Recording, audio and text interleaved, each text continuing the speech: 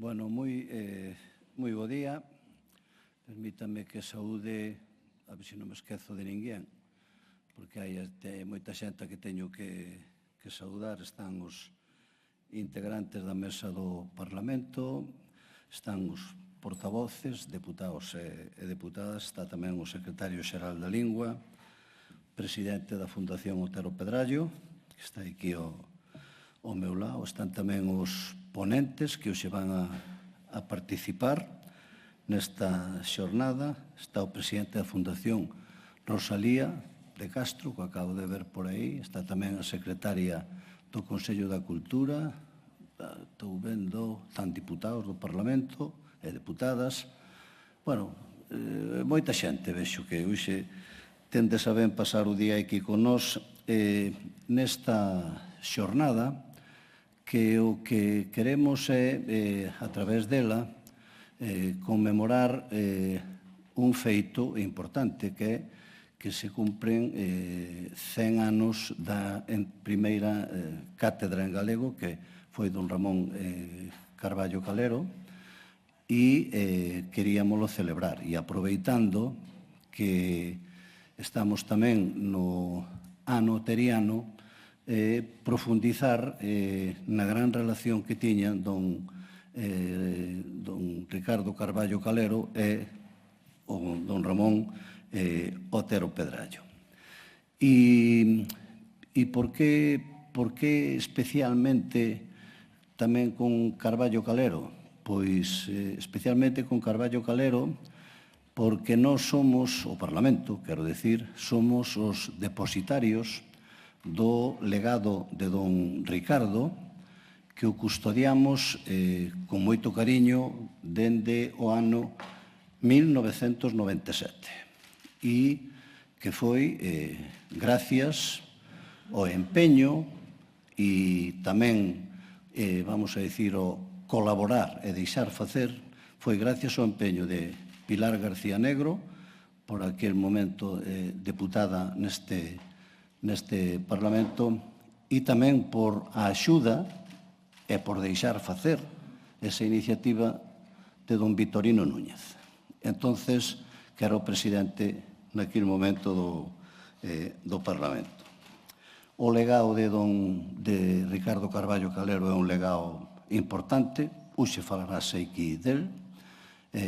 Temos unha biblioteca extensa sobre todo o que el escribiu, e me parece que era un día importante hoxe para destacar a figura de don Ricardo e ao mesmo tempo pôr en valor tamén a don Ramón Otero Pedrallo por a estreita relación que les tiñan. A nós nos parece que unha das mellores maneiras de comunicarse e de tamén abrir un Parlamento é a través da cultura. Estamos intentando facelo, e isto é indudablemente un acto con moita cultura, con moita... Vamos a falar aquí hoxe de cousas moi interesantes relacionadas coa nosa identidade, coa nosa lingua, e me parece que era de xusticia que fixéramos este acto. Eu terei ocasión de falar despois, pero ahora tamén quero que nos diga algo o presidente da Fundación Otero Pedrallo, que ten un problema de un viaxe, e entonces, cando queiras, se nos dirixes unhas palabras, pois encantados. Moi ben, moitas gracias, señor presidente. Evítame xa perder 2 minutos sin saudar a todos os presentes, porque el xa o fixo, entón non sería repetirme. Por lo tanto, benvidos a todos, moitas gracias pola súa presenza aquí.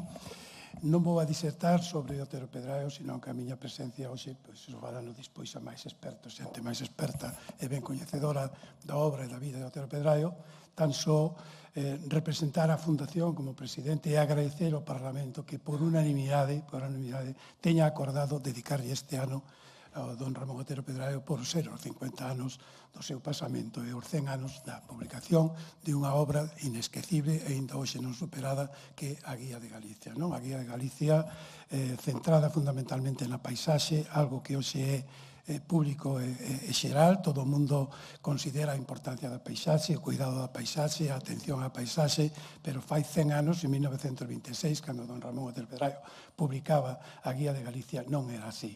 Aquela xeografía que estudábamos nos aínda na escola era a xeografía dos libros, dos ríos, das capitales de provincia, non era a xeografía da paisaxe. Iso introduciúnolo don Ramón Otero Pedraio e temos que aproveitar este centenario para pôr en valor ese amor, ese interés, ese cuidado pola paisaxe, de tal forma que xa nós mesmos fixemos un documental que é don Ramón Dereito á Paisaxe, que xa se presentou aquí en Santiago, en Ourense, presentase en Ribadavia, presentase en Vigo o día 23, se recorrerá toda Galicia para pôr en valor este que don Ramón nos entregou fai xa 100 anos.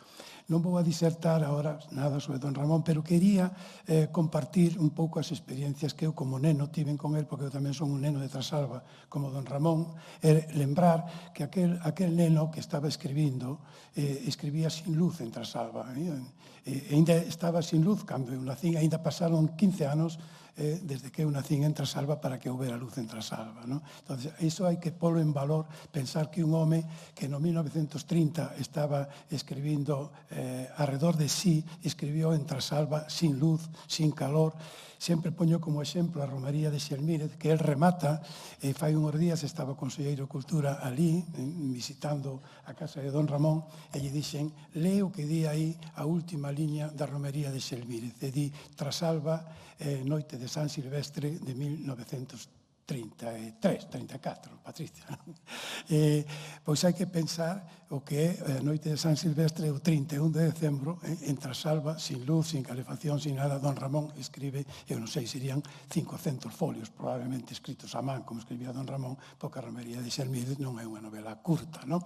Por lo tanto, ese rapaz que tamén aos 16 anos lle morre seu pai e se queda só.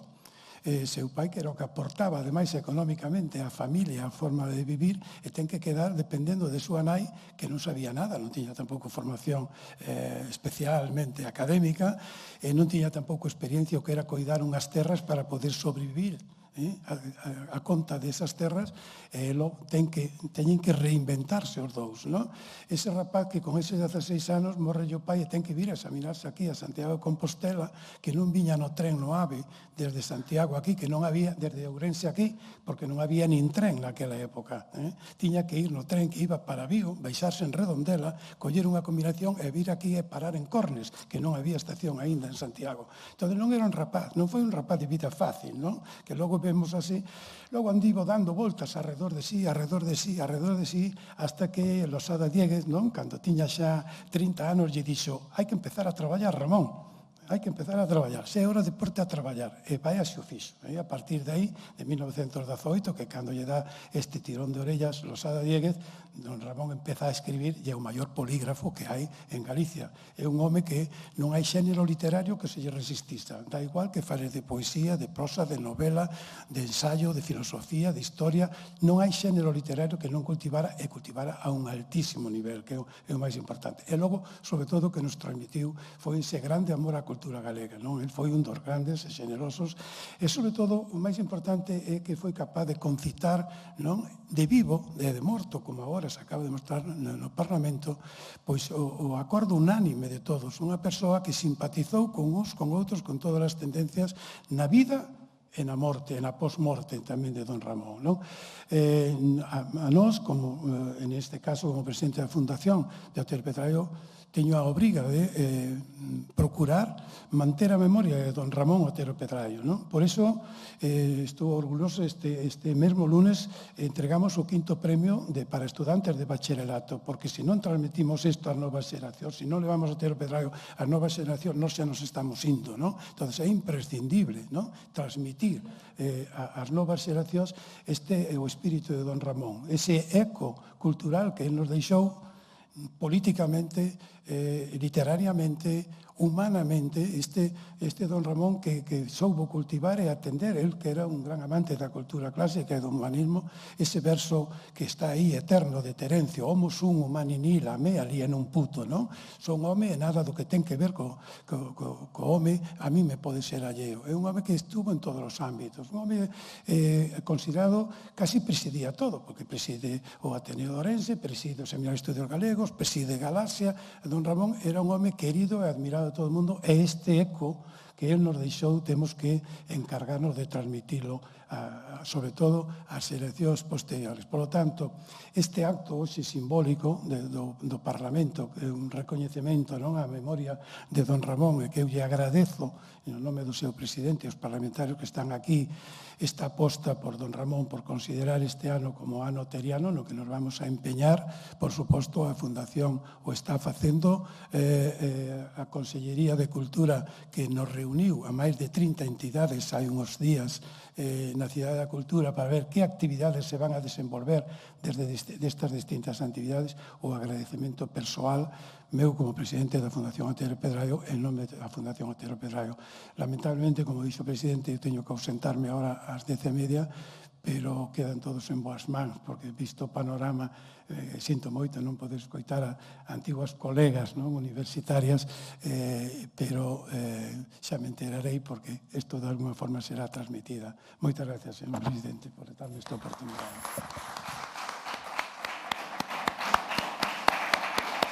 Bueno, pues vamos.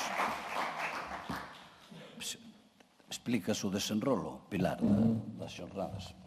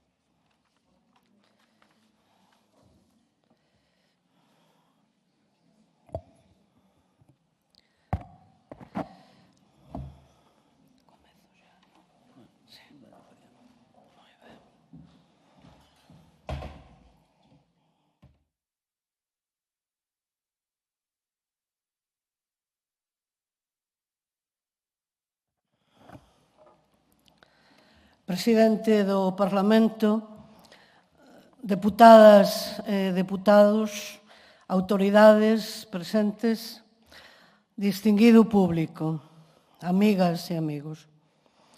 O 27 de xuño de 1997, esta casa acollía en acto solemne, baixo a presidencia de don Vitorino Núñez, a biblioteca e o legado documental e epistolar de Ricardo Carballo Calero, cumprindo así o desexo da profesora María Ignacia Ramos, a súa viúva, que puido asistir a aquel acto en vida. Tamén, con posterioridade, o Parlamento recebeu de mans de Teresa Vilar Chao o legado de seu pai, de Ramón Vilar Ponte. É de xustiza, pois, lembrar o activo papel desta institución na recepción de tan relevante documentación histórica e a apertura da mesma a investigadores interesados en coñeceren o pasado de que deriva o noso presente. Igualmente, en 2020, o ano en que Carballo Calero foi celebrado como dedicatario do Día das Letras Galegas, o Parlamento editou un volume que recolleu discursos e estudos do escritor e profesor ao longo de case 60 anos como orador e estudioso da literatura galega. Así mesmo, continuou dando vida á trascendencia e á función central do polígrafo, facilitando, xunto coa Dirección Xeral de Política Lingüística, a edición da súa obra literaria, poesía, teatro e narrativa, cumprindo deste xeito un servizo básico debido a todo escritor, poder ler e aprezar a súa obra. Tal aconteceu en 2022 e os editores da mesma, desa obra literaria, o profesor e escritor Manuel Castelao Mexuto e quen lles fala, propuxemos que fose presentada en público no Paraninfo da Universidade de Santiago de Compostela, no mesmo lugar en que o estudante Carballo proferira o discurso de inauguración do curso académico 1930-1931 e na mesma universidade en que, o 25 de marzo de 1972, tomou posesión como catedrático de Lingüística e Literatura Galega. O presente ano 2026 volve ter un significado especial na recordación do escritor e profesor que dá nome a unha biblioteca desta casa. Celebramos o centenario da súa chegada ás aulas universitarias en Compostela, cando aínda lle faltaban uns días para cumprir os 16 anos. Supuxo para el unha auténtica epifanía, como lembrou moito tempo despois e como ilustra o libro editado en 2020 polo Parlamento grazas a unha fotocomposición de Pablo Cés. Tamén este ano é de obrigada recordación o cincuentenario do pasamento de don Ramón Otero Pedraio, un xigante da literatura galega, de quen Carballo se confesou sempre discípulo e admirador, como ben atestigua a correspondencia entre os dous aquí custodiada. Quer a coincidencia cronolóxica que a vida de ambos ten a ver co mes en que estamos. Don Ramón naceu o día 5 de marzo de 1888. Don Ricardo tomou pose da súa cátedra universitaria, como xa dixen, o 25 de marzo de 1972 e falecería xusto o mesmo día, 25 de marzo, 18 anos despois. Mais dáse a circunstancia, ademais, de que ambos puideron obter as súas cátedras universitarias moi serodiamente, aos 62 anos, como consecuencia da represión desatada na Guerra Española de 1936. Tamén foron os dous profesores de ensino medio e membros da Real Academia Galega, coa recepción de Carballo na mesma en 1958, o ano da xubilación de don Ramón, sendo proposto mesmamente por el, por Otero Pedraio, Cuevillas e Ferro Couselo. E o primeiro deles, Otero, o encargado de responder ao seu discurso de ingreso. En fin, en 1988, centenario do nacemento de don Ramón e dedicatario aquel ano do Día das Letras Galegas, Carballo reavivou o seu amor e coñecemento da obra oteriana en múltiplos escritos e conferencias por toda Galiza, nun cerramento de vida que o unía circularmente a aquel novísimo estudante que xa se esmeraba en lúcidas críticas literarias nas páxinas da revista Nós. Ora ben, ao lado do seu inmenso valor como historiador, gramático, crítico literario, orador, conferencista, articulista, brilla o traballo de Carballo como xurista e membro do Partido Galeguista de preguerra, nun labor que ten a ver directamente coa historia galega do segundo terzo do século XX. Xunto con Lois Tobío, é Carballo o autor do primeiro anteproxecto de Estatuto para Galiza, nado da encomenda do Seminario de Estudos Galegos e publicado con toda dilixencia en maio de 1931. Un exemplar deste anteproxecto, procedente do Museo do Pobo Galego, fixo parte da exposición que o Parlamento montou tamén a exposición ad hoc sobre Carballo Calero en 2020. O artigo primeiro deste anteproxecto establecía: Galiza é un Estado libre dentro da República Federal Española. O texto do Estatuto de 1936 houbo de se adaptar á Constitución da República promulgada en decembro de 1931, mas aquel anteproxecto posúe un valor histórico extraordinario. Se pasamos agora ás aulas de novo da universidade, o profesor e escritor Francisco Rodríguez, que tamén foi deputado por breve tempo nesta Cámara, contou co apoio de Carballo na defensa da súa tese de doutoramento, a primeira sobre Rosalía de Castro, na Universidade Galega, en 1988, nun tribunal que presidiu Carballo Calero, ao igual que no mesmo ano presidiu o que xulgou a tese de licenciatura da profesora Carme Fernández Pérez San Julián, mesmamente sobre Otero Pedrallo. Estes foron os seus derradeiros actos académicos de Carballo. Don Ramón Otero Pedrallo foi lonxevo, afortunadamente, e puido desfrutar do aprezo e admiración das novas xeracións de galegos, como, por exemplo, do Grupo Brais Pinto, a que pertencía o tamén deputado deste Parlamento durante moitos anos, Bautista Álvarez. Nos derradeiros meses de vida, Otero rememorou en significativas entrevistas aquela esperanzada época dos anos 20 e 30 do século XX. Na realizada por Víctor Freixáns en 1975, evocaba, dicía así: naquel intre, cando tan poucas cousas tiñamos, había que facelo todo. Viaxar, botar discursos, escribir nos xornais, estudar xeografía, etnoloxía, historia da nosa terra que estaba sin escribir. O que de ningunha maneira se podía era estar calados e quedos, porque o tempo xa daquela loitaba contra de nós.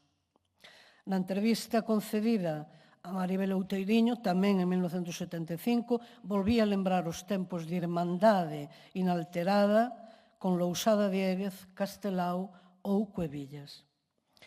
Pois ben, unir ambas personalidades na celebración desta xornada é unha feliz oportunidade de certificar que a Galiza existe e merece un futuro digno grazas ao preciso e precioso aval dunha historia da que Otero Pedrallo e Carballo Calero foron artífices esenciais. Hoxe, amigas e amigos, adoítase reiterar o valor da diversidade e da pluralidade como mérito de calquer obra ou actividade pública. Na realidade, ambas, diversidade e pluralidade, son epítetos da humanidade no seu conxunto, como o deben ser tamén da práctica cultural, se ela se estima a si mesma.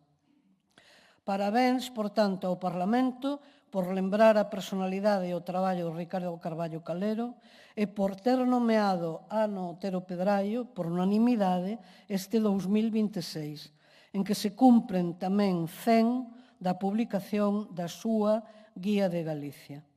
Parabéns igualmente a todas e a todos os participantes nesta xornada de merecida homenaxe aos dous. Que a obra de ambos continúe a iluminar o presente e o futuro da Galiza, de cuxa bandeira ergueita eles nunca desertaron. Obrigada a todas e todos vostedes pola atención prestada e venturosa primavera tamén para todas e todos vostedes.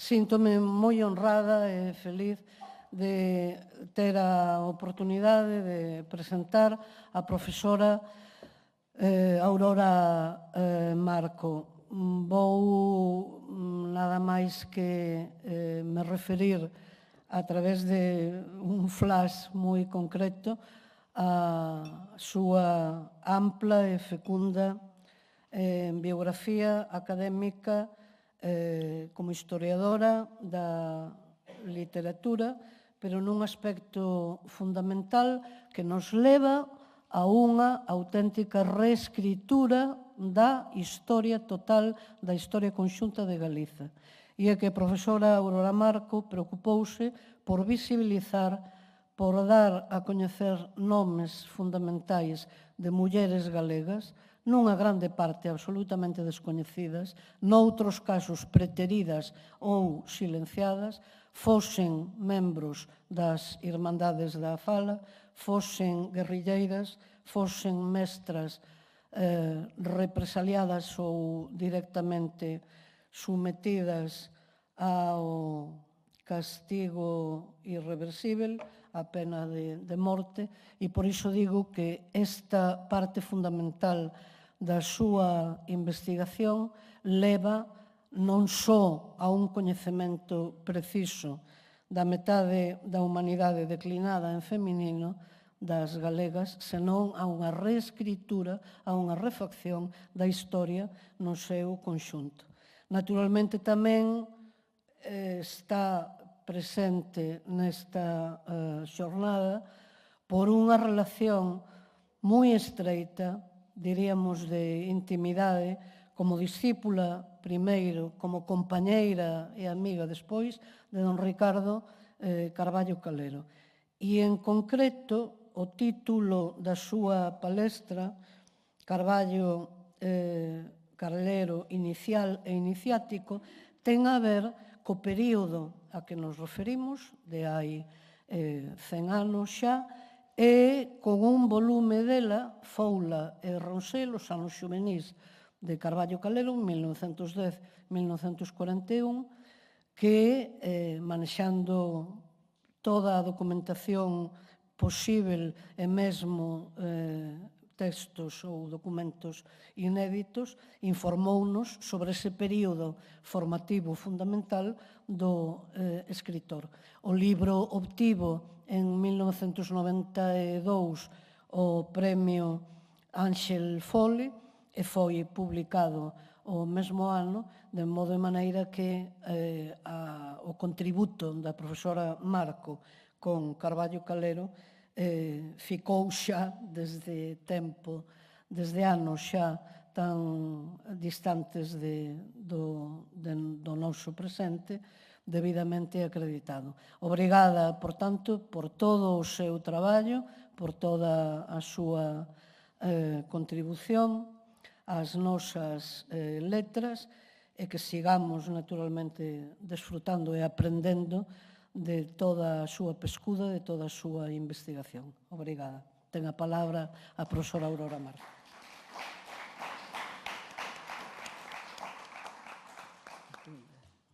Teño que darlle, non? Xa está. Bo día a todas e todos, autoridades da mesa, deputadas e deputados, representantes de entidades, fundacións, amigas e amigos. Quero comezar por agradecer a Pilar García Negro o convite para estar nesta xornada e deixar constancia igualmente do agradecemento ao Parlamento Galego por acoller esta xornada tan interesante que nos reúne hoxe aquí. Difícil resumir en media hora o inxente labor realizado por Carballo Calero no período de anteguerra. Tentarei non. Na súa biografía hai un período crucial, o que antecede ao golpe militar, período que o marcou no persoal, no profesional e no ideolóxico, e que explica a traxectoria posterior, coa ditadura de Primo de Rivera e a República como pano de fondo. Foi na altura cando ficaron trazadas as liñas definitorias do seu percurso vital e profesional. Se algunha etapa marca a vida dunha persoa, é o período de aprendizado, de saída ao mundo, as formulacións galeguistas, nacionalistas, a escrita, a metodoloxía da obra investigadora, o polifacetismo enciclopédico, a actividade política e cultural do Ferrolán, teñen a súa orixe naquela etapa que se iniciou en Compostela hai 100 anos. Poderíamos adiantar certamente o inicio a Ferrol, porque cando chegou a Compostela os primeiros días de outubro de 1926, viña cunha bagaxe intelectual infrecuente para a súa idade. Naquel espazo biográfico carballano encontramos o neno adolescente ligado ao bairro do Ferrol Vello, que preparou o bacharelato por libre no colexio que rexentaba o escritor, xornalista e pedagogo Manuel Comellas Coimbra, o que espertou nel a primeira emoción oratoria, como nos diría despois.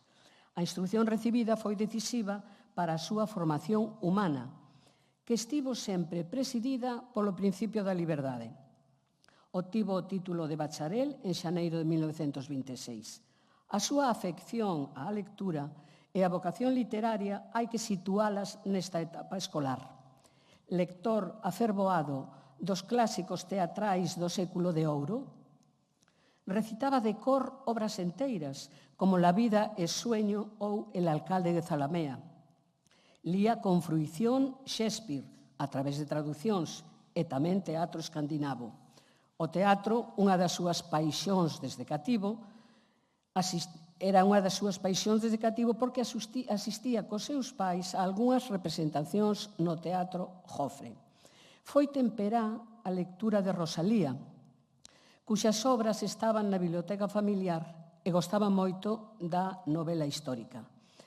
A distancia temporal da etapa infantil do biografado non impediu que no ano 1991 puidese recoller para a primeira edición de Foula e Ronsel, como citou Pilar García Negro, testemuños moi ilustrativos, entre eles o da súa irmá Dolores. El era un punto e aparte de nós. Era o xefe.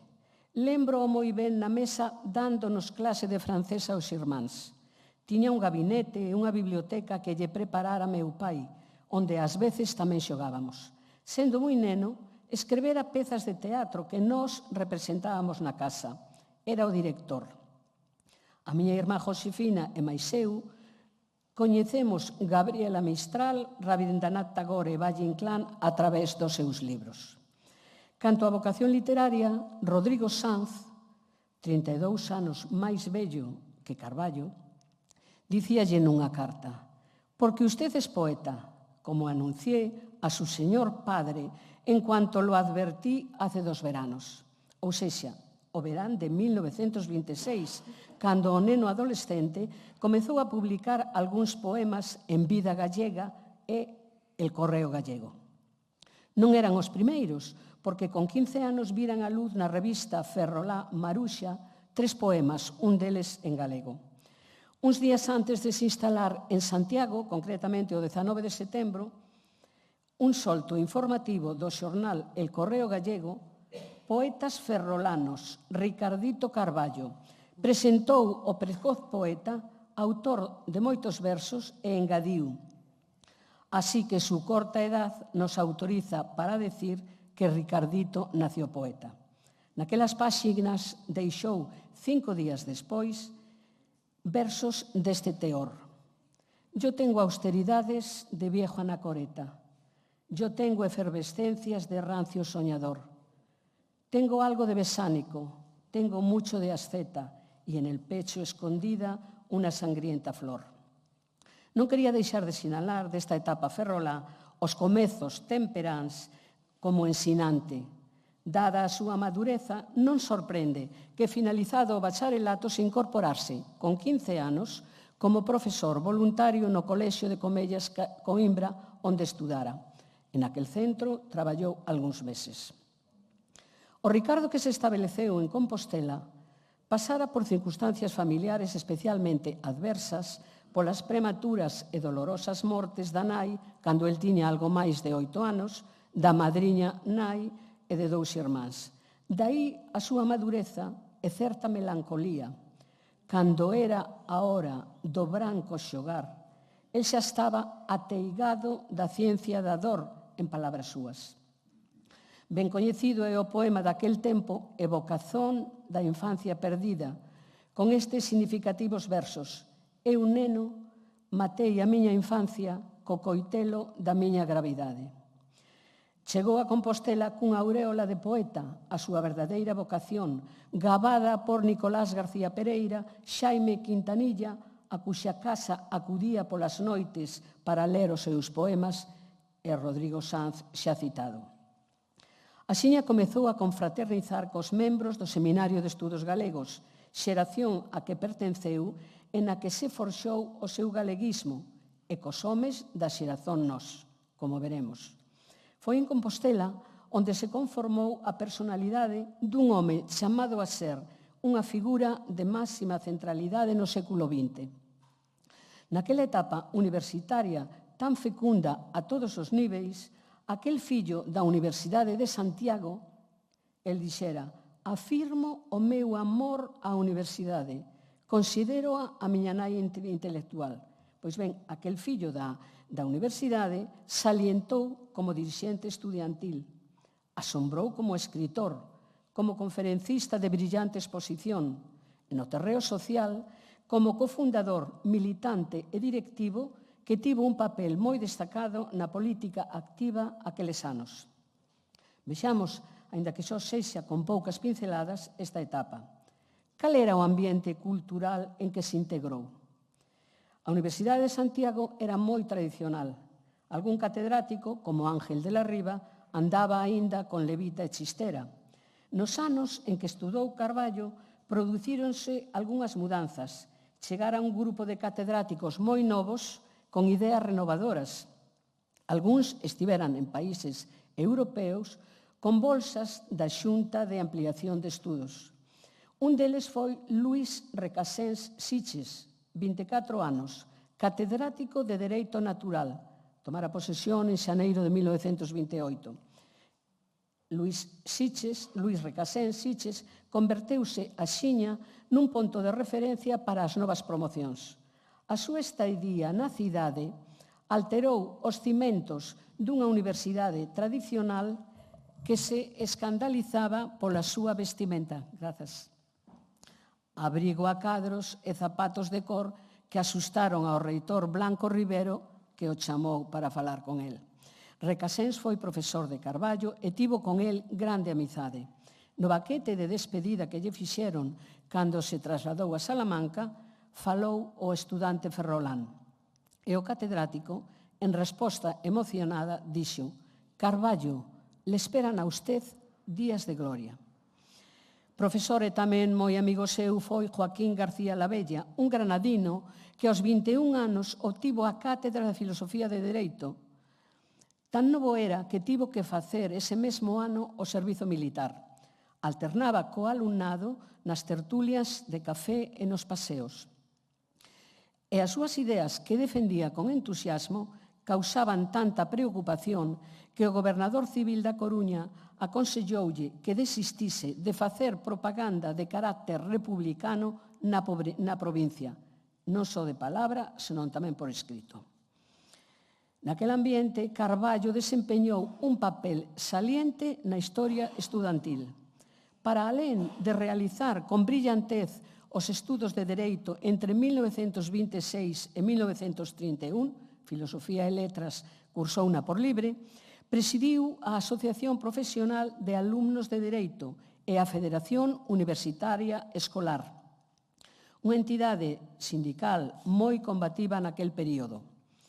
Houbo acontecementos moi relevantes en que tivo un grande protagonismo.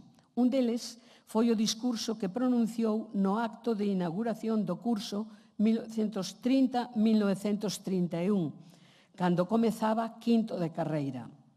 Como cualificado representante da clase escolar, fora elixido polos alumnos do padroado da Universidade de Santiago para intervir naquel acto onde, alén de defender as aspiracións xerais do estudantado, expresou unha idea fulcral, que a universidade fose galega de corpo enteiro, para o que solicitaba a súa galeguización. Galicia existe e, por existir, tiene derecho a tener una cultura propia. Aspiramos a crear una vida universitaria auténticamente gallega. Aspiramos a obtener un espírito gallego en las aulas de la universidad. O primeiro paso consistiría en lograr a coexistencia oficial de galego e castelán nas cátedras. Como entendía que a resolución dos asuntos universitarios podería organizarse coa unión do estudantado con respecto total ao ideario político de cada quen, abogou pola Federación Universitaria Escolar. Esta idea levantou certa polémica. O ferrolán Xosé María Pérez Parallé, estudante de Dereito, en comentarios a un discurso publicado na prensa local, aínda que manifestou sentir aprezo polo amigo, un dos primeiros da escola compostelá, referiu, fixo comentarios realmente pouco amistosos. Non concordaba coa idea de que todo o sector estudiantil actuase a través dunha asociación única, a Federación Universitaria Escolar, a que atacou pola súa forma de goberno, de estar dirixida por intelixencias masónicas e pensamentos laicos, e acusou os seus membros de algaradas e disturbios. Con palabras grosas, criticou, cito, que a babosidade dunha política rastrera se mesture con asuntos escolares. Non foi a única vez que a Federación de Estudantes Católicos censurou na prensa a forma de proceder dos estudantes republicanos e galeguistas e ao propio Carballo. Cando Gil Casares, catedrático de Dereito Civil e alcalde de Santiago, que acusara tamén a FUE de ser un instrumento da masonaría, ordenou a entrada da forza pública na Universidade de Santiago, houbo cargas, detencións e pediuse a súa destitución do claustro universitario. Carballo, como sabemos, publicou un mes despois La fuerza pública en la Universidade de Santiago, datos e documentos. Na actualidade temos versión galega deste folleto que se chamou, onde narrou todo o acontecido aqueles días. Pois ben, un estudante católico daquela federación, agachado desta volta baixo o anonimato, en comentarios a un folleto tamén publicado na prensa local, tras eloxiar o interese de Carballo polos asuntos universitarios, certa ecuanimidade e certo conato de imparcialidade, pasou aos reparos, entre os que citou as reiteradas e apaixonadas críticas do autor contra Gil Casares e Rui del Castillo, profesor seu. Rexeitou os insultos lanzados á prensa compostelá e acusouno de tratar con desprezo os estudantes católicos.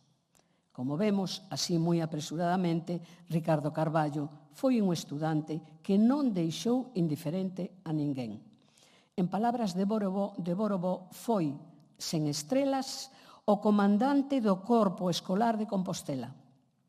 Nos testemunhos que incorporei en Foula e Ronsel no ano 92 de dúas compañeiras de estudos, Pilar Briones, María Luisa da Viña, e de amigos de militancia, Fraguas, Fernández del Riego e Manuel Beiras García, trasladáronme a admiración e o respecto de que gozaba o poeta, como comezou a ser coñecido nos círculos estudantís. Lostobío, nas súas memorias, ao evocar o ambiente estudantil dos anos 20, referiuse a dous estudantes ferroláns que chegaran a Compostela, eran Carballo Calero e Montero Díaz, e que levaban, dixo el, o sinal dos escolleitos. E sobre Carballo engadiu, serio, metódico, activo e cunha traxectoria de entrega total a Galiza. O mesmo día que cumpriu 16 anos, ou sexa, o 30 de outubro de 1926, está documentada a súa presenza no Seminario de Estudos Galegos como novo socio correspondente.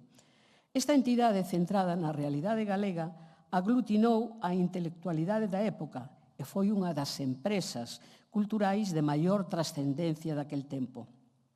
Uns meses despois, 29 de abril de 1927, ingresou como membro numerario coa lectura dun conxunto de poemas que intitulou A dor cantareira.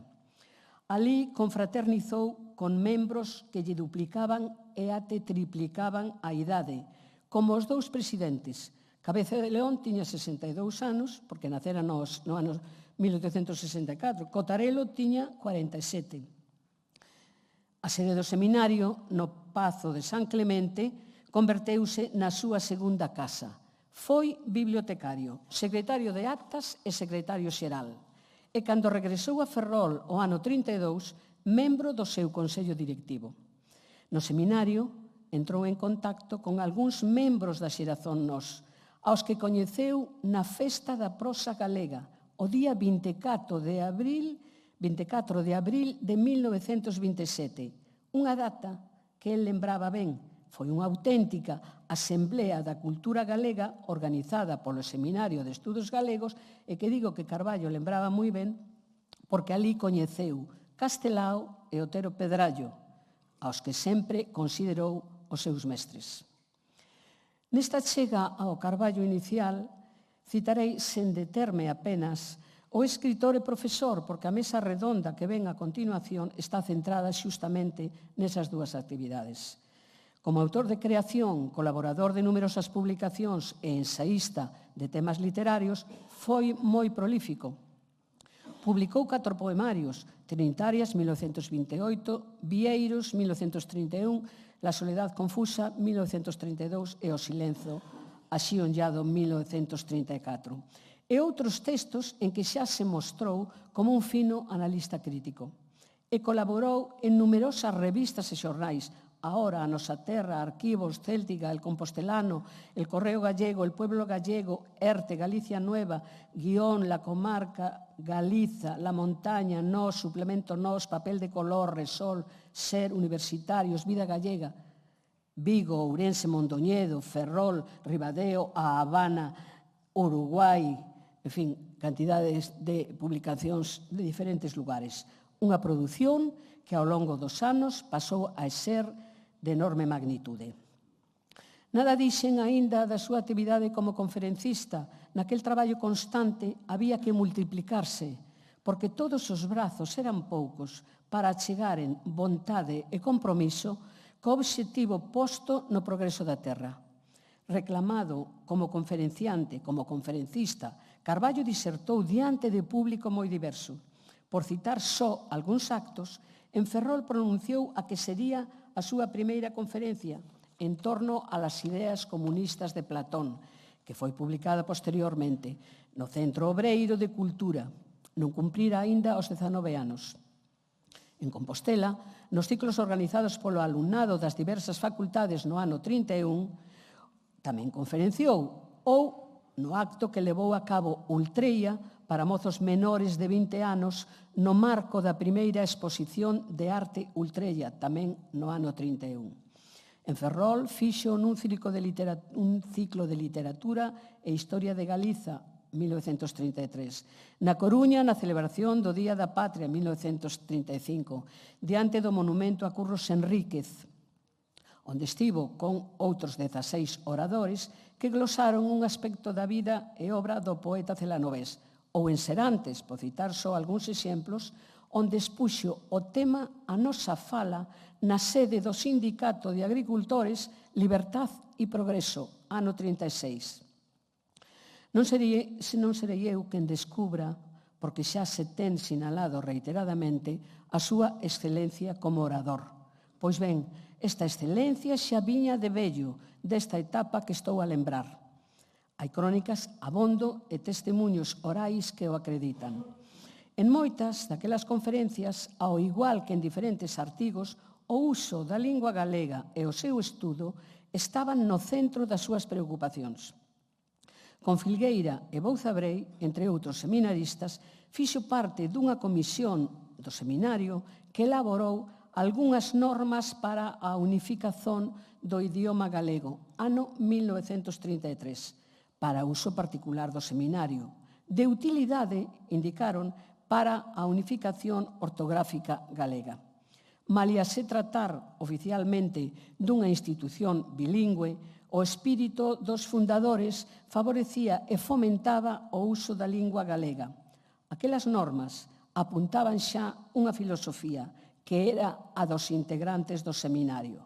Cito: nos valeiros que haxa que encher, compre o achegamento ao portugués. Unha filosofía que non foi, como se indicou reiteradamente por algúns lugares e sobre todo se repetiu no ano 2020, unha filosofía que non era de última hora e que non mudara, senón que era xa daquela etapa. O home, o funcionario, o profesor e o opositor tamén están presentes naquela época. No terreo persoal, o curso 1927-28 comezou a relacionarse cunha luguesa, María Ignacia Ramos Díez, unha persoa fundamental na súa vida. Estudante de Filosofía e Letras, natural do Cádabo, Baleira, Lugo, coa que casou o 9 de outubro de 1933, foi a súa colaboradora máis eficaz até 1990. A información que me proporcionou en 1991 e os documentos e imaxes foron fundamentais para recuperar esta etapa inicial de Carballo no libro xa citado. Non querería deixar de sinalar que ao regresar a Ferrol en 1932 como licenciado en Dereito e para resolver a súa situación económica daba clases particulares de materias da carreira para o que insertara anuncios no xornal local, El Correo Gallego, mentres seguía como estudante por libre a carreira de Filosofía e Letras. O ano 1933 obtivo unha praza de funcionario administrativo no Concello, da que solicitou a excedencia en novembro de 1935 para preparar a oposición a cátedras de instituto e ao tempo daba aulas nun colexio privado, na Academia Centro de Enseñanza General, na que tamén exercía a docencia María Ignacia Ramos. E ambos tamén fixeron parte, naquel tempo, do cadro profesoral do colexio Academia Repariz.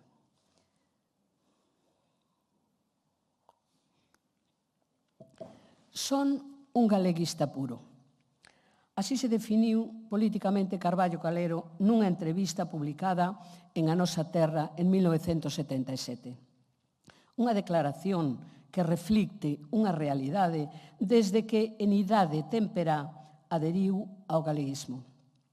Días despois da proclamación da República, iniciou a actividade estritamente política na agrupación nacionalista independente de Compostela, en calidade de vicepresidente, cun grupo de personalidades significadas, Vánez Fontenla, Tobío Fernández, Luis Seoane, Xosé Eiroa, o escultor, entre outros.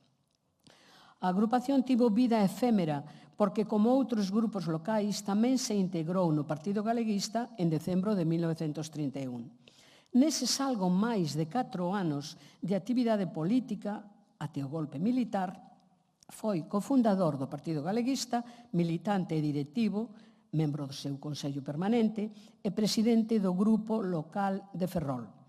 Había que estar á altura do momento que lle tocou vivir, como proclamou no artigo O Noso Día 1933, publicado en A Nosa Terra, porque eran momentos cargados de sustancia histórica.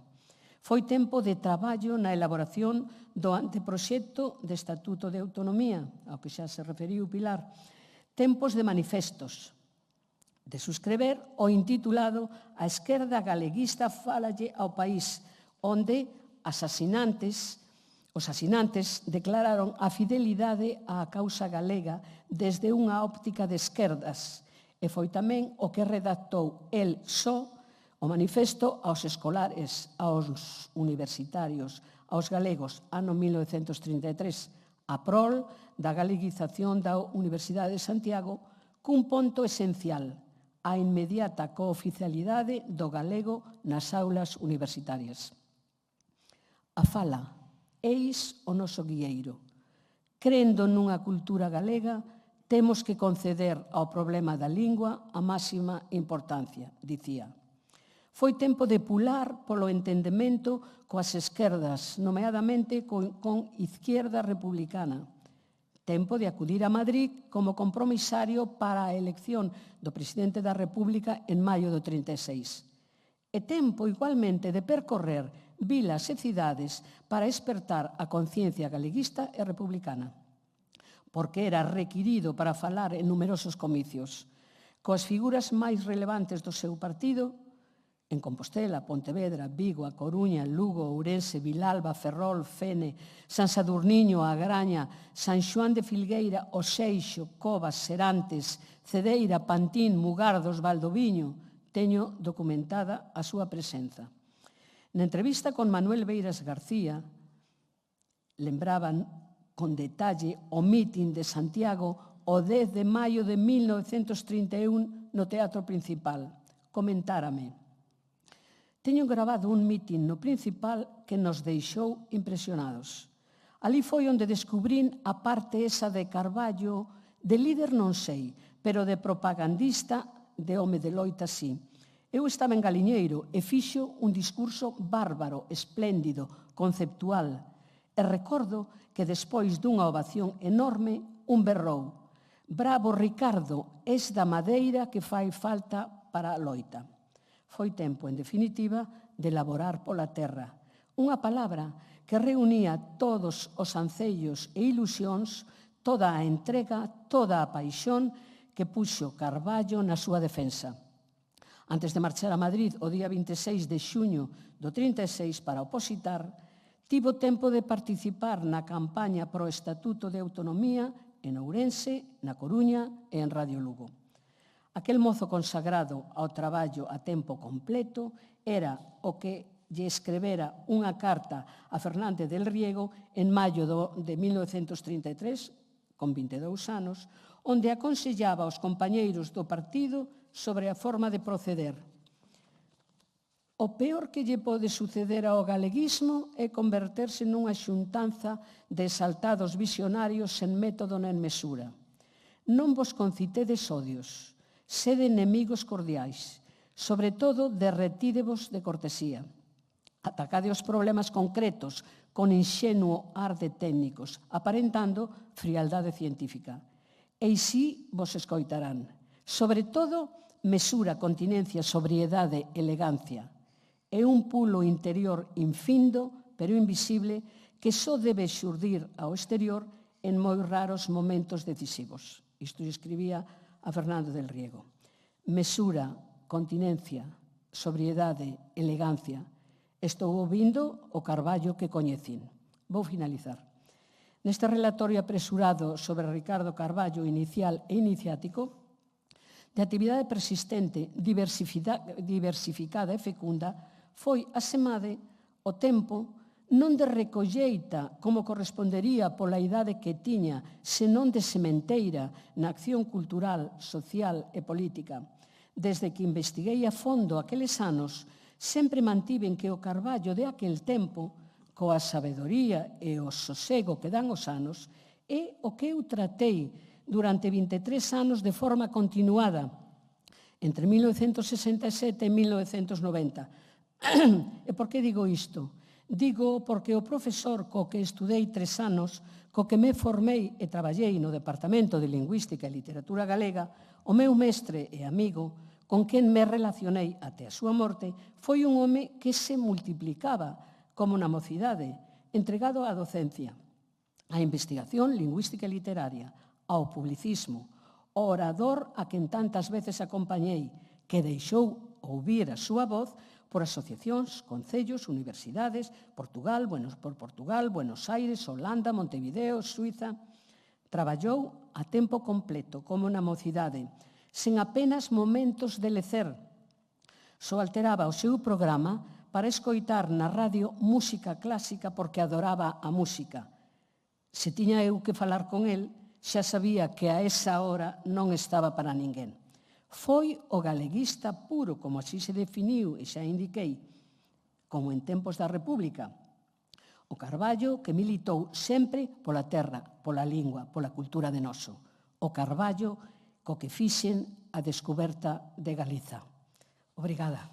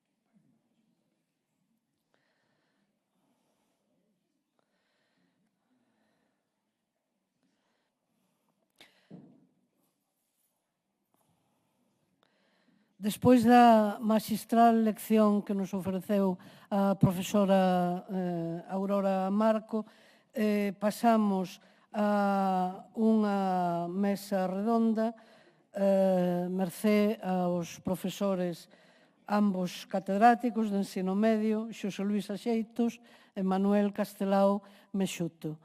Tamén me vou limitar a un flash sen máis da súa fértil biografía académica e crítica e bibliográfica, porque imos con demora no horario previsto e non podemos, por tanto, devanar ou enredar moito máis tempo como eles merecerían. No gremio literario adoita dicerse, escriberse, mesmo ten escrito, que a Terra Chá existe por Manuel María ou o Courel por Uxío Novoneira. Pois ben, mutatis mutandis, poderíamos dicer o mesmo a respecto de Manuel Antonio e Xosé Luís Axeitos. Mais a súa dedicación abranxe a literatura do exilio, en fin, e outros moitos temas atinentes á nosa cultura, á nosa historia, por suposto Castelao, e por suposto tamén o interese por Carballo Calero, porque el como académico foi reiterado solicitante da eleición de Carballo como dedicatario do Día das Letras Galegas. E de Manuel Castelao Mexuto quero salientar un aspecto fundamental que ten a ver coa didáctica da literatura no mellor dos sentidos. Son exemplares as súas páxinas sobre Cabanillas, sobre Pondal, sobre Manuel Antonio, tamén, por suposto, sobre Carballo Calero. Citei xa na miña presentación inicial esta edición da súa obra literaria completa, na que a intervención del foi fundamental, e o afán durante tantos anos, non só como profesor, senón tamén como alter ego fílmico, filmográfico, cinematográfico, por comunicar aspectos artísticamente tan rendíveis e tan significativos como os que pode ter a escritora fundacional Rosalía de Castro. En fin, Raúl Veiga, que é o seu heterónimo como director de cinema, aínda nos vai ofrecer en breve novos froitos da súa arte. Así que con eles deixo a todos e todas vostedes por un tempo previo a unha actuación musical que tamén nos vai ilustrar sobre a arte poética de Carballo. Obrigada. Traía unhas imaxes para proxectar, non avisei, e que me iban servir ademais de guión para a miña exposición. E cando menos teño as diante para poder guiarme por elas. As imaxes seleccionadas son documentais e proceden dun hábito que a partir dos anos 40, cando morre César Bahamón de Lores na Academia, pois Naya, que se fai cargo da Academia, porque é presidente, é secretario, é bibliotecario e todo, colle o hábito de a cada académico novo pedirlle unha foto e abrir unha carpeta na que vai introducindo absolutamente toda a correspondencia oficial ou non oficial, todas as notas de prensa, todas as publicacións que ten, e vai, lóxicamente, facendo o que faría un arquiveiro da época, non? E claro, a carpeta relativa a Carballo Calero é das máis numerosas, das máis numerosas que consultei, porque ten 198 documentos, nada menos, de todo tipo. Fundamentalmente son documentos epistolares. As cartas teñen unha información sempre engadida, porque as hai manuscritas, hai nas que teñen cabeceiras, teñen sempre o condicionante retórico do correspondente, é dicir, que teñen múltiples informacións das que eu, lóxicamente, collín, seleccionei 8 documentos para o obxectivo que eu pretendo, non? Que é explicar o inexplicable. E non o vou pouco lograr. Bueno, a cuestión é que empezaba buscando a complicidade e a relación entre Otero Pedraio e el, o primeiro documento do ano 51, que é cando o nomean correspondente a Otero Pedraio, a Carballo Calero, e o seguinte manuscrito de Otero é os méritos para ser académico xa numerario, e vese autoritas lóxicamente, de don Ramón, porque, así como o resto dos expedientes, son informados por outros 3 académicos e demais, o que Ourense, 2 de agosto de 1956, asina manuscrito todo o documento Otero Pedraio e limítanse a asinar debaixo o resto dos tal. Un era Cuevillas e o outro era Ferro Couselo. Bueno, isto, sin embargo, o documento que primeiro seleccionei para o meu obxectivo, isto é, dado que non o ven, pero trouxen un exemplar. É esta publicación, humildísima publicación de don Ricardo, pero que ten unha historia que aquí hai editores, cando menos está aquí o editor de Galaxia, que saudei antes, e que probablemente sea o único libro da cultura galega do que conservamos o texto manuscrito mecanografado do autor, e que sabemos a súa traxectoria hasta as pesetas que produce esta publicación. É dicir, nun mundo tan críptico, secreto e oscuro como é o mundo editorial, galego tamén, por suposto, sabemos número de exemplares, prezo de venta, porcentaxes que dá, librerías, todas as que se manda de Madrid, de Barcelona, de tal, liquidación de cada unha delas, devolución de exemplares, etc. Por que traio este libro? Non tanto pola información editorial, como por unha razón. Este libro, escrito no ano 1964, ofrécese á Academia para que a Academia o poida lóxicamente, vender e explotar. É dicir, é un agasallo que don Ricardo lle fai. É unha obra que el fai con fin exclusivamente docente. Vai empezar a encargarse da cátedra en Santiago, entonces é necesario, naquel momento non o hai, é necesario unha antoloxía da materia que ele vai explicar, que é a literatura contemporánea. Obviamente, é a historia dun despropósito. Por que? Pois porque intenta editarse en Barcelona, o intermediario é Basilio Losada, busca unha imprenta da que temos aquí, facturas e demais, hai 47 páxinas en branco, unha mala compasinación, ilexible prácticamente, e non só iso, senón que o título que era Breviario Antológico de Literatura Gallega Contemporánea convírtese en breviario antológico de la literatura gallega. É dicir, imaginar o que iso significa para...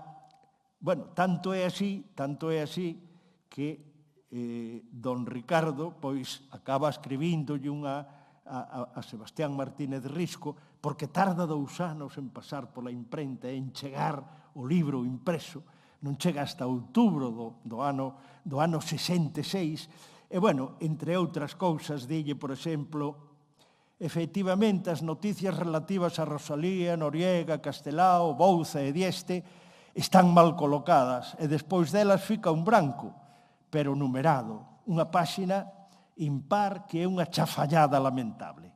Pero, ademais, acho que o título do libro non é incomprensiblemente o que lle puxen. Eu tidoaba breviario antolóxico de literatura gallega contemporánea. E vexo que aparece breviario antológico de la literatura gallega. Este é un título falso, pois prometo que non dá. Agardas aquí unha antoloxía de toda a literatura galega, cando pensado, segundo o propusemos, dar mostras de literatura galega dos séculos XIX e XX. Ou perderon o título original ou atoparon dificultades para a composición tipográfica da portada, ou non sei que pasou. En todo caso, que a un fillo a quen quero chamar Xan mo bauticen como Pedro é algo francamente intolerable. Bueno, a cuestión, como lle intentaron arreglar, arranxar este desaguisado? Pois chamaron a Moré, porque viron que devolver o libro sería prácticamente imposible. Entonces Moré engadeulle contemporánea abaixo. Mándalle unha factura de 30.000 pesetas e descontalle as 3.000 que lle cobrou Carré, naturalmente, non? Bueno, isto, en definitiva, traio a colación porque non é máis que un acto de xenerosidade para unha institución de moi difícil sostenibilidade económica e que el, sabedor de que podía ser vendido o libro, por que? Porque iba destinado, lóxicamente, aos alumnos, que el mesmo lle iba a dar clase. Co engadido de que tamén Basilio Losada promete que nas súas clases vai recomendar o libro, daí tamén a cousa de que se edite en Barcelona, e manda que lle manden exemplar os aportes. Bueno, as liquidacións todas, existe, bueno, é toda un mundo da historia editorial dunha época e, lóxicamente, un agasallo, non diría outra cousa, pero cando menos un agasallo fallido, non? Porque polas vicisitudes todas que pasou. Outros dous documentos que poden ilustrar e guiar un pouco a onde vou eu a levar a miña exposición son xa póstumos, son obituarios. Un deles é de Constantino García e o outro de Álvarez Pousa. Fíxomelo de Álvarez Pousa porque non me vai dar tempo a desenvolver todo. Álvarez Pousa chama a don Ricardo, pois titula A mirada dun exiliado interior e explica de como viveu postergado, totalmente ignorado, e tal, e o retiro en Fingoi, as clases, etc., hasta que incorpora, lóxicamente, primeiro como encargado de cátedra e finalmente no ano 72 xa como catedrático titular. De todo queda constancia neses 198 documentos, non? Bueno, a mirada dun exilado interior que, lóxicamente, é nunha necrolóxica moi axeitada e apropiada, toda vez que don Ricardo viveu toda a represión do franquismo, permítome engadirlle que 20 anos despois da súa morte, este exiliado interior convirteuse nun insiliado. Por qué? Porque esta mesma institución, aquela agasalla cunha publicación tendo en conta as súas dificultades e que a asiste constantemente en todas as veces que pode, pois resulta que posterga a súa celebración das letras galegas durante, como sabemos, 20 anos, non? É dicir, morre no 90, podía ser a partir do 2000 e non é hasta o ano 2020. Foi un silencio, ninguén houbo sobre esta situación, pero creo que chega un momento en que este tipo de debates sempre silenciados, estas sin razóns, necesitan cando menos abordalas e intentar dicir que pasou.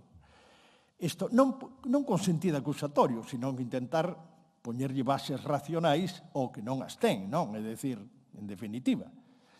Eu, que é a miña mirada exclusivamente, lóxicamente, basada na documentación que eu manexo, etc., pois creo que foi vítima de dúas urxencias, non?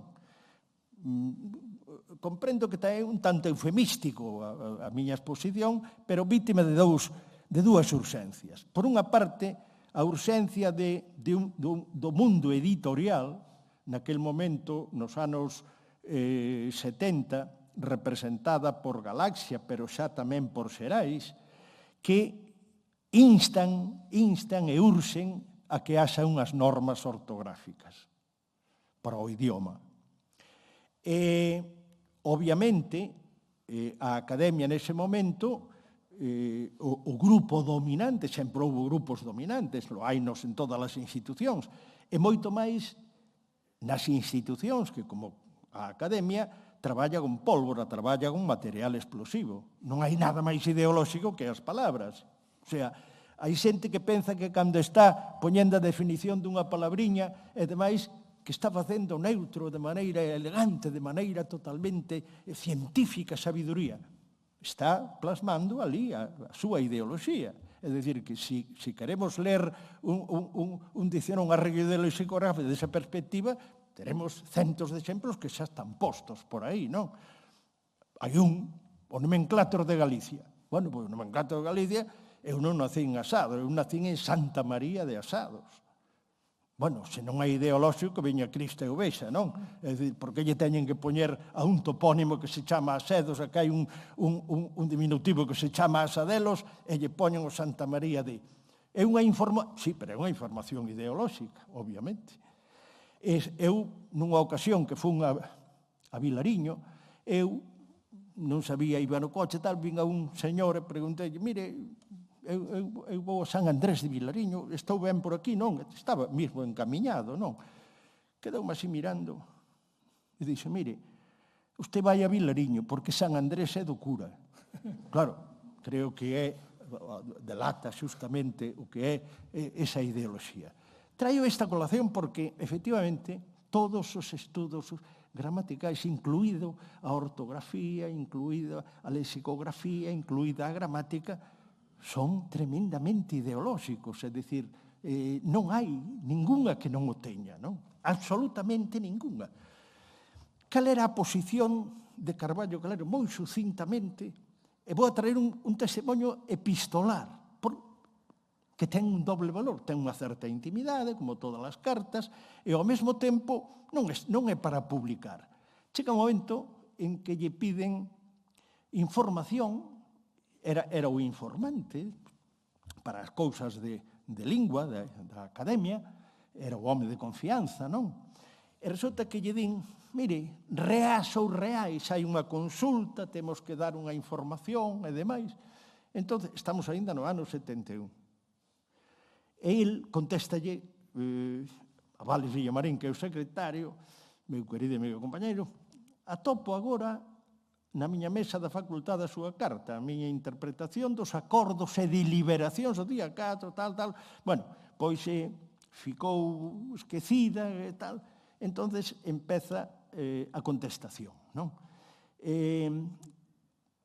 Reas decidiu que reas figurase expresamente como palabra suxeita ás normas xerais de formación do plural, aunque ficou claro no cambio de impresións que esta e outras verbas que a tradición nos teña legado nunha forma callada poden ser usadas xa que as normas se refiren en conxunto á deriva do idioma, pero como en diversas ocasións se indica, non pretenden modificar as formas lírimas e clásicas, consolidadas na fala, aínda que respondan a leis non operantes xa na vida contemporánea da lingua.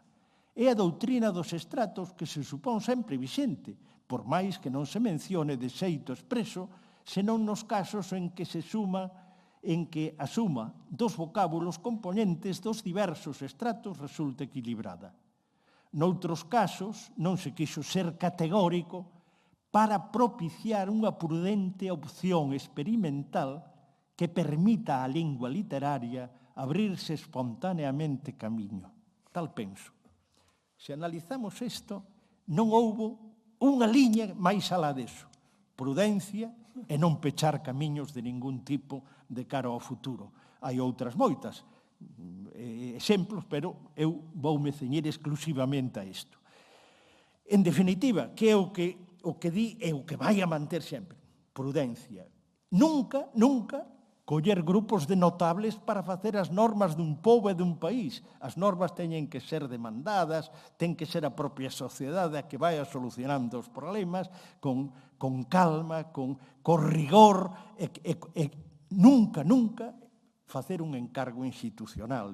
Iso foron as ideas básicas e fundamentais que ele non modificou prácticamente ninguna. Houbo xente que entendeu perfectamente esta atitude, porque Camilo Nogueira, cando despois das discusións da Lei de Normalización Lingüística, di el, respecto das normas, eu estaba de acordo coas antiguas da Real Academia, porque non querían cortar o futuro, e non pola súa perfección técnica, porque posiblemente, técnicamente, eran millores as normas do Instituto da Lingua, pero as da Real Academia tiñan menos carga política restrictiva. Abría un pouco máis o futuro, non cortaban. Claro, en definitiva, na dialéctica entre ideoloxía e dialoxía, había unhas normas que abrían unhas posibilidades dialóxicas, que son as normas que impón, aínda que non estean escritas, o uso civil da lingua, que era o que el defendía, en definitiva. Bueno, obviamente, hai despois outro argumento, que é un argumento ad hominem, descalificador, etc., que non é racional, siquera, non? Porque decirlle que un home que non admite isto ou non admite outro ou fai isto e tal, pois non son argumentos, son prácticamente descualificacións, non?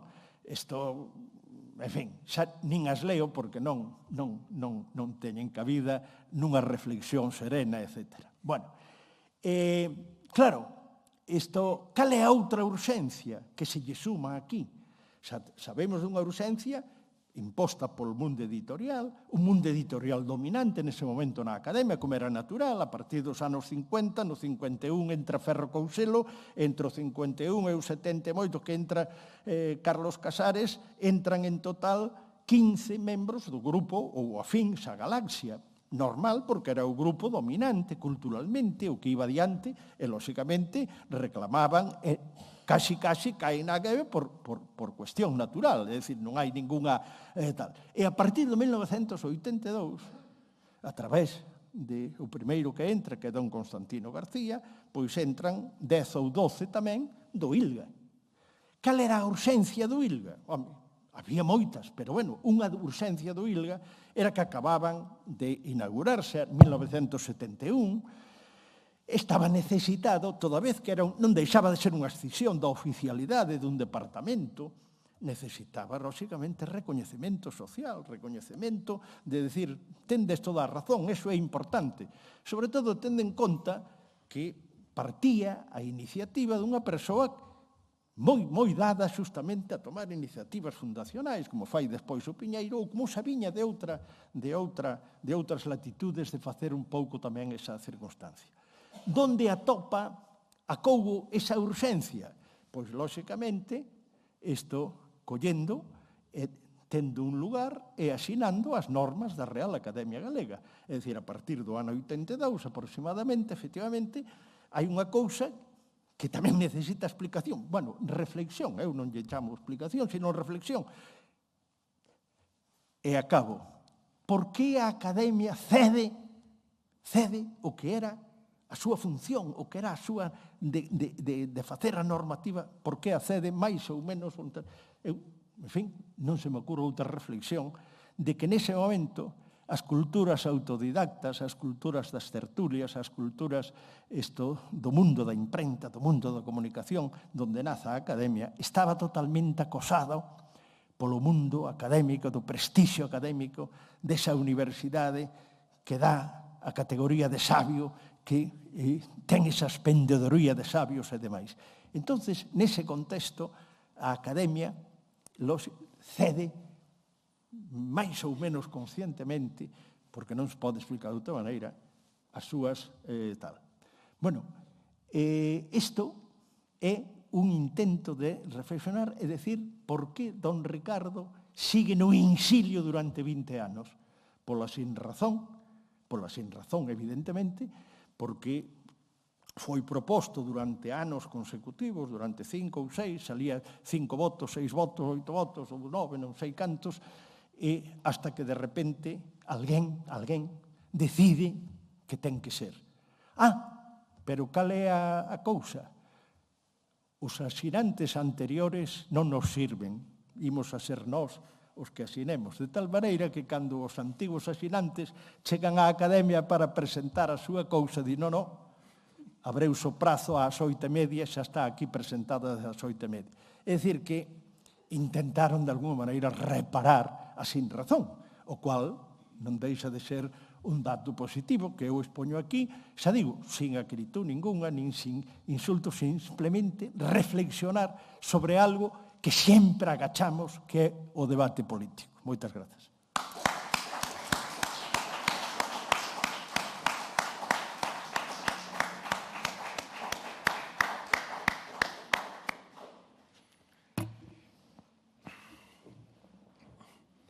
Ruído e desmemoria. Dúas grandes estrategias da dominación no ámbito da cultura. Por iso, eu debo saudar a iniciativa do Parlamento de apoiar este libro que devolveu á comunidade galega a obra literaria de Carballo Calero. Porque estábamos confrontados cun paradoxo cruel. Após vencer resistencias numantinas, como acaba de referir a xeitos, o Día das Letras Galegas era dedicado a Carballo Calero. E, no entanto, a diferenza do que ocorre con outros homenaxeados, a súa obra non estaba largamente dispoñível no mercado. Había algunhas antoloxías, había presenza de textos dos anos 50, e non dos fixados polo autor no último decenio da súa vida. Había até unha versión de Escorpio modificada para adaptar ao gusto reintegracionista dos editores. Coñecendo xa non a irritación, a ira de Carballo, cando vía os seus textos modificados por outros, e convertido el en escolar a quen corrixen deberes, o criterio que se impuña para esta edición era o do máis rigoroso respecto á vontade autoral. Agora, isto é simple dicilo, facelo máis complexo, e para iso remito a introdución deste volume que podemos designar como edición do Parlamento, por que non? Os seres humanos temos a tendencia a concibir o pasado como algo fixo, como algo fechado. Por oposición a un presente que nos escorre entre as mans e a un futuro que aínda carece de forma. E non é así. Estamos constantemente reinventando a nosa memoria persoal. E o mesmo acontece coas colectividades. Escritores que en vida gozaron de fama e éxito caen despois no máis rigoroso esquecemento. E ao contrario, os que foron ignorados en vida reciben o recoñecemento que merecen. Eu estou convicto de que este volume contribuiu a modificar a nosa imaxe do século XX na literatura galega para lle outorgar a Carballo o lugar que nel merece, no canon, como din agora. A edición quere seguir a orden que Carballo foi compilando os seus traballos nese último e decisivo decenio, e tamén a súa progresión como escritor, porque Carballo foi primeiro e, ante todo, poeta, despois autor dramático e, finalmente, narrador.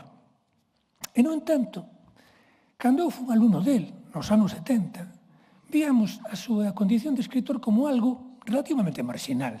Para nós era o profesor, o erudito, o lingüista, o crítico literario impar, mas esa condición de creador era unha dedicación case paralela.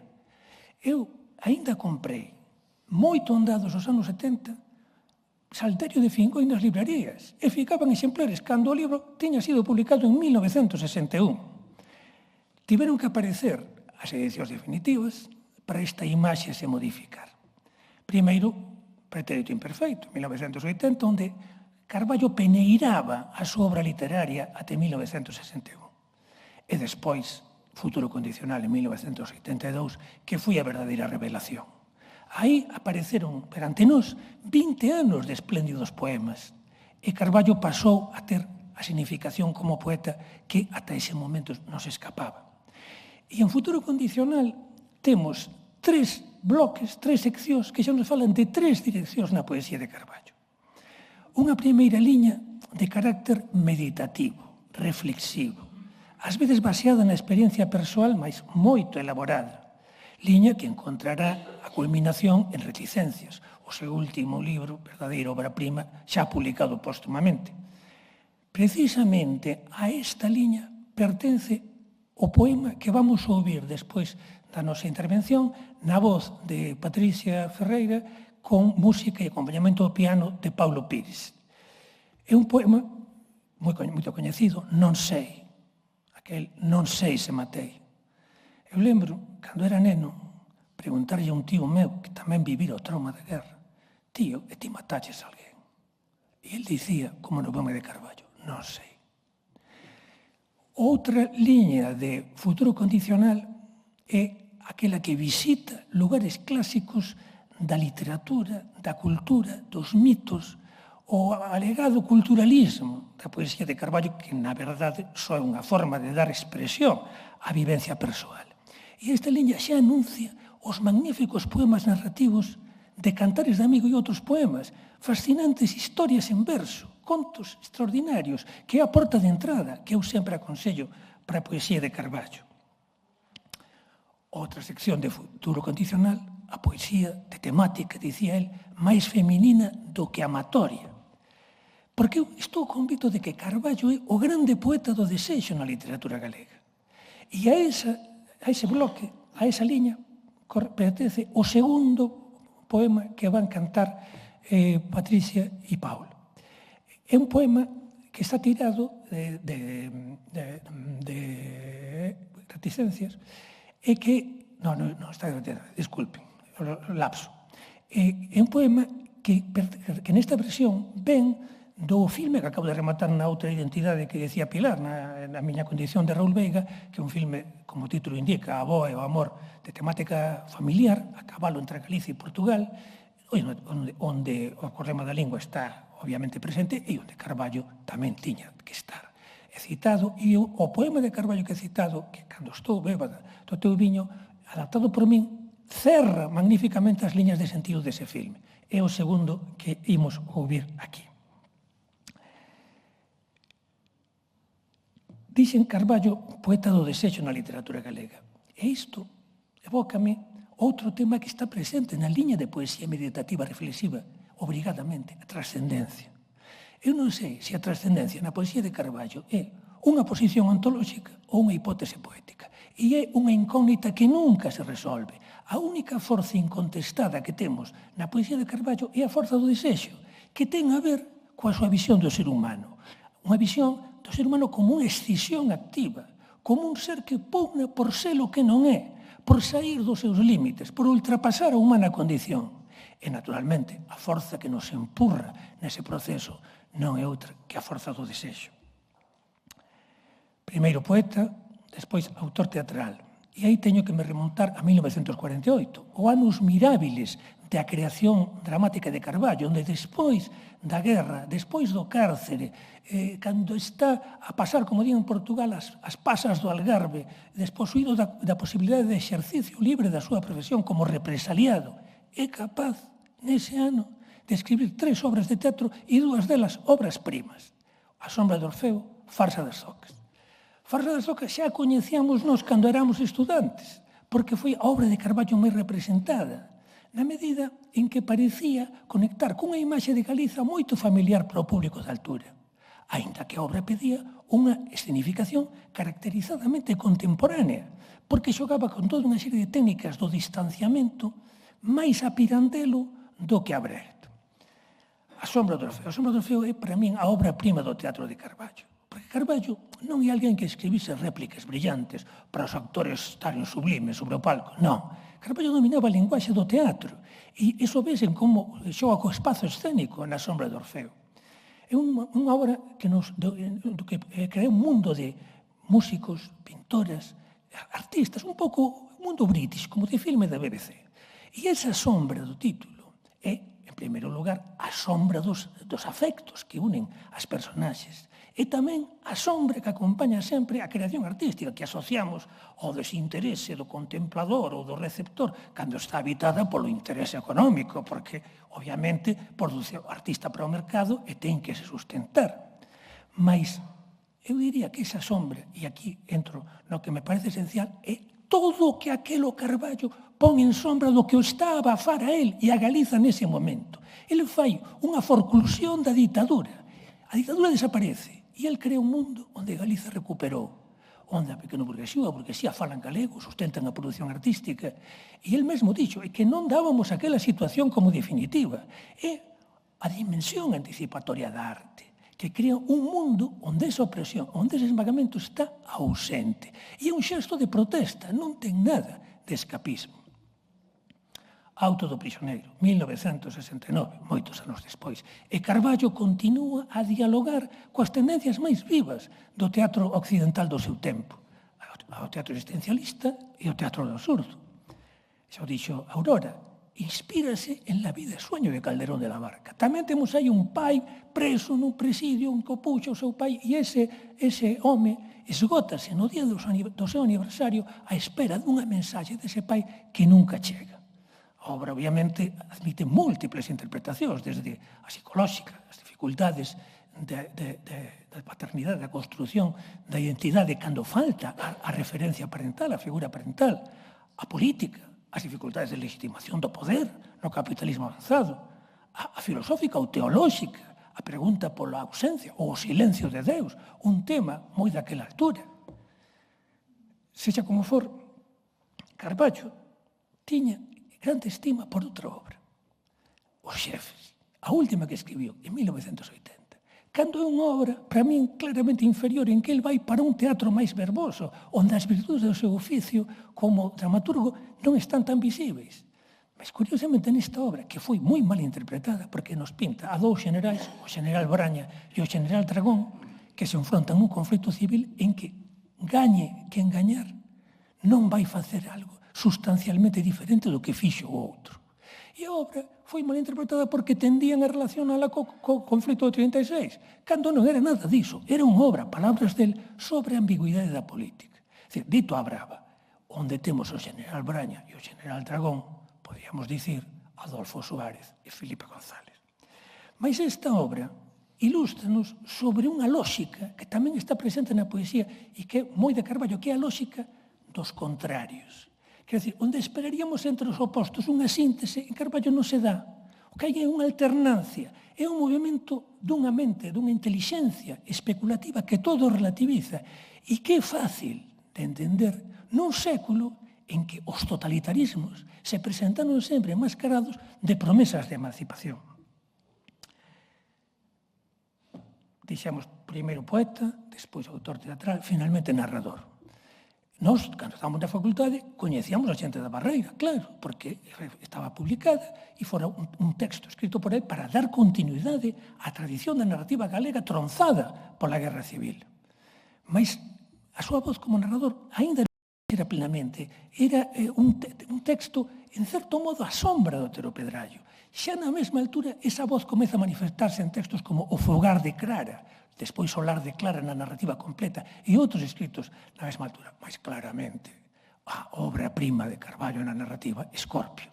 Algúnas das cousas que a Aurora estaba a referir están outras luz clarísimamente en Escorpio. Escorpio é un alarde técnico extraordinario. 30 e tantas voces dan noticia da vida dun personaxe que non fala, Escorpio, Rafael Martínez Piñeiro. Este artificio que podía dar unha novela ilexível, como tantas daquela altura que hoxe caen das mans, resulta fascinante e recrea un momento histórico de 50 anos despois da Guerra Civil, que por fin Carballo consegue obxectivar. Imagina, de 50 anos precisou para ser capaz de o facer. E o facer iso fascínanos, arrástranos ao longo da novela con unha naturalidade que dá á obra unha condición de clásico moderno, como dixo García Soto nunha lectura magistral desa novela ou romance. Só quero chamar a atención sobre un punto usualmente non advertido. De entre as voces que falan de Escorpio hai unha, Salgueiro, que é un escritor ou aspirante a escritor e que proxecta unha novela que se parece extraordinariamente co Escorpio escrito por Carballo. E entón nós pensaríamos, entón a novela dáse aí a súa propia teoría, xérase a si mesmo e culmina na bela totalidade que chamamos Escorpio. E non, ese proxecto de Salgueiro fica incumprido. fica roto pola situación social en que está a vivir a política. E entón, esa fractura entre a poética interna da novela e a propia novela é a expresión perfecta no aparato formal da novela da ruptura, da fractura social e histórica de cada noticia no momento da Guerra Civil e no xa anunciarse da Segunda Guerra Mundial. Eu teño escrito que Carballo é o espectro da nosa razón común. Con iso, non estaba a apuntar a dimensión un bocado espectral que tiña para os que lle negaban ano após ano o Día das Letras Galegas e habíanse visitados por obra dos esforzos de Axeitos e os seus colaboradores coa súa nova candidatura con maior insistencia que a sombra do pai de Hamlet a dicir remember me, remember me. Tampouco quero falar de dimensión espectral que tivo o Día das Letras Galegas dese ano porque foi o ano da pandemia, non. Con iso apunto a que o legado de Carballo, a visión de Carballo, o contributo de Carballo á nosa identidade colectiva permaneceu sen realizar, permaneceu suspenso, permaneceu como un espectro que permanecía e non tiña efectividade real. E por iso mesmo permanece para volver outra vez, porque se quixermos construir un proxecto de vida en común, o contributo de Carballo, a visión de Carballo son esenciais para unha Galiza que diga plenamente o seu nome. E quero concluir cun pedido a Axeitos e aos seus colaboradores, que é o rescate do outro escritor hoxe completamente esquecido e que ten unha talla extraordinaria. Falo de Anxo Rei Ballesteros. Pido a Axeitos que poña os seus oficios que ata aquí foron heroicamente, finalmente ben sucedidos en prol dese Día das Letras Galegas. A seguir, vamos a ouvir agora os dous poemas a que fixen referencia con música de Pablo Pires e voz de Patricia Ferreira.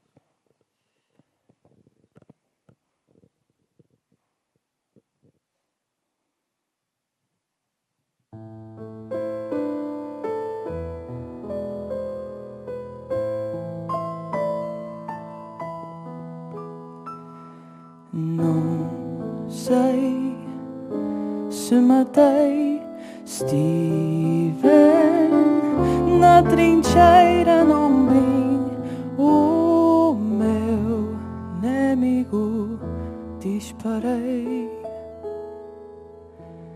Não sei se matei um ferido, mas não sei se matei. Topa cega, não tem outro olho que o olho do meu fuzil. Se Cadro tem visto o meu inimigo.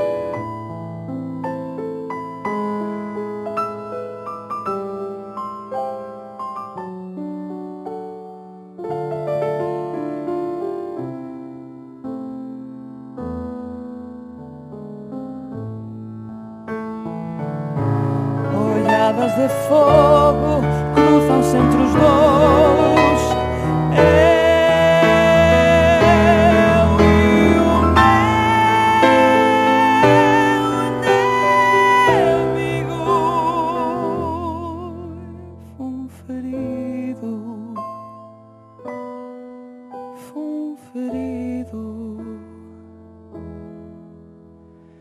Eu não sei se matei.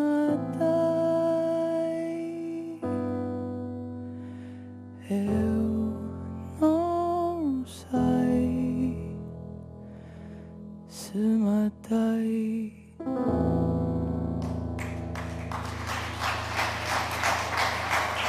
Gracias.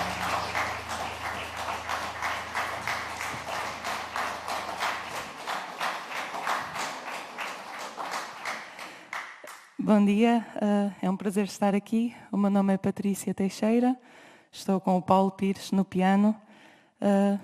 Espero que estejam a gostar.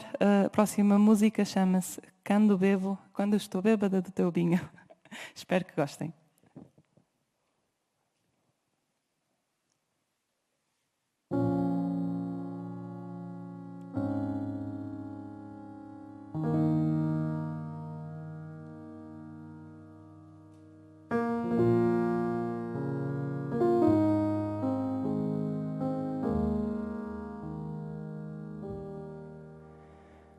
Quando bebo do teu vinho, todo brilha, todo é céu. O que eu sonho e imagino, sem limite até já não ser eu. Não há culpa, não há fim. Só o teu ser em mim é que todo é divino. Quando me perdo contigo nesse mistério sacro, nada é proibido. É vai a dança em juízo, a serpente um sorriso. Fico bêbada do teu vinho e todo é infinito.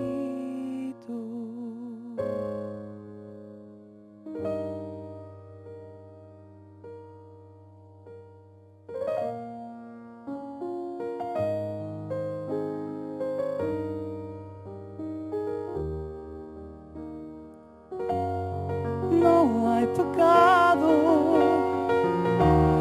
não há castigo, só sermos sem vida e cobrado no paraíso.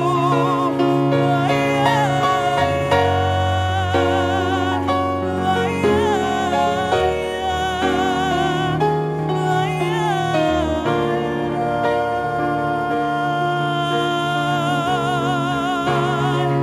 porque todo é divino. Quando me perdo contigo, fico bêbada do teu vinho. Ai,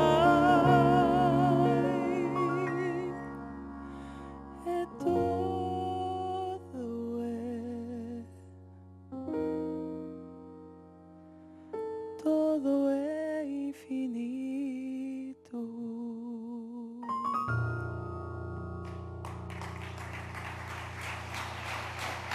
Gracias.